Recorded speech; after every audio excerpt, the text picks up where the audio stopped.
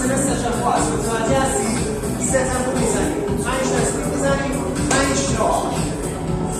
اسلو موشن و 5 تا فایر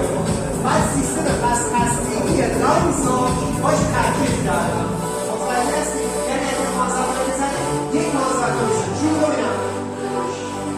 بعد توی سیستم ستم رو من منفی اجمالی رو دارم بزن آجو برو تو اصلا میدم بازم بزن 5 تا سریع اسپریت زانو تا ساخت 1 2 3 4 5 بوب آرام اسلو موشن 1 آرام‌تر 3 پایین‌تر خوب مایکروفون رو صاف یک آرام بیا پایین 3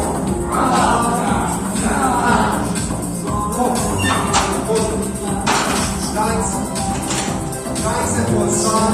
نزنید رو نمیدن یکم بازن میزنید فقط سریع بزن لایک یکم با تو پولسان رو نزنید جلو میری با سوری میکنید بزن سریع بزن یک بازن بزن یه بالا بازن بزن یه بالا 4 5 6 7 8 9 10 یک دو تا بستان یکم سوری تو بیشتر رو بند کنید